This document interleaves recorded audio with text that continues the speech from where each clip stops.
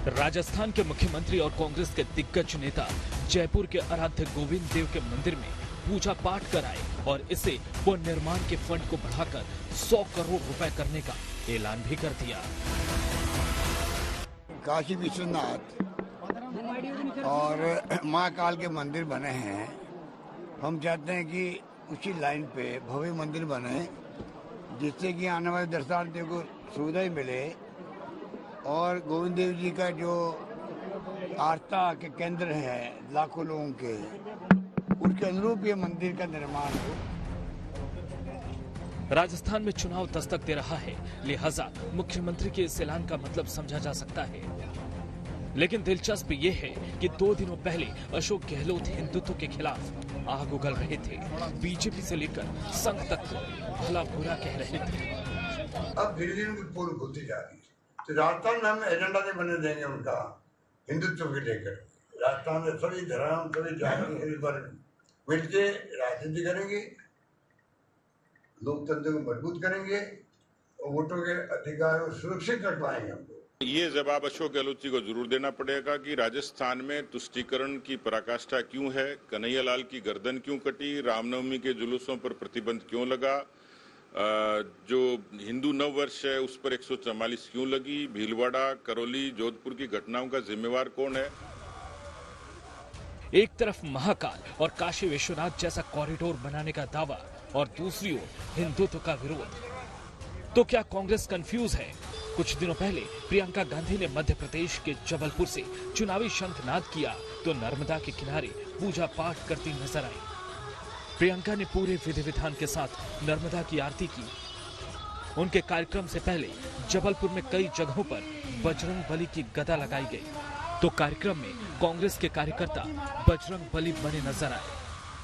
वहीं दूसरी ओर हाल में बम्पर जीत के बाद सत्ता पर काबिज हुई कांग्रेस कर्नाटक में धर्मांतरण कानून को रद्द करने की कवायद में जुटी है। हाँ बिल्कुल, हम मध्य प्रदेश के भविष्य के लिए, मध्य प्रदेश की सुरक्षित भविष्य के लिए, मध्य प्रदेश के किसान, नौजवान, छोटे व्यापारी, गरीब का भविष्य बना रहे, इसके लिए हमने किया है। जो कहेंगे वो करेंगे, जो हमने कहा है वो हम कर रहे हैं। क्या मध्य प्रदेश और राजस्थान में कांग्रेस बीजेपी की पिच पर खेलने के लिए मजबूर है?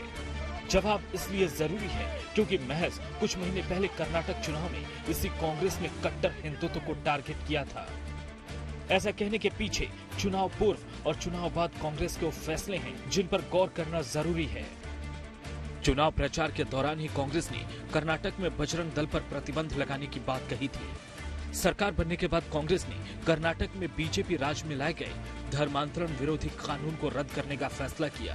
इसके अलावा कांग्रेस ने किताबों के सिलेबस में शामिल किए गए आरएसएस के संस्थापक जीबी हेडगेवार और सावरकर के भाषणों को हटाने का फैसला किया। कांग्रेस से उनके कंफ्यूजन पर सवाल पूछिए तो उनकी जुबान पर बीजेपी का नाम आता है। अभी प्रॉब्लम क्या है कि बीजेपी के पास कोई एजेंडा नहीं है, क्योंकि उनको लगा कि 5 गारंटीज जो हमने कर्नाटक में दी वो पूरी नहीं होगी। हम तो अक्षरश पूरी कर रहे हैं। अभी 2 दिन पहले कर्नाटक की सारी बसों में महिलाओं के लिए मुफ्त सेवा चालू हो चुकी है और बाकी भी जो भी 4 योजनाएं हैं वो अक्षरश लागू करने के लिए आधा से ज्यादा काम भी हो चुका है। विदेश में जब ये लोग जाते तो विदेश में जाके महात्मा गांधी का नाम लेते। इनको अगर दम है बीजेपी में तो सावरकर का नाम, हम सावरकर के देश के हैं, ऐसे इंग्लैंड में बोल के दिखाना चाहिए। वहां महात्मा गांधी का नाम क्यों बता रहे?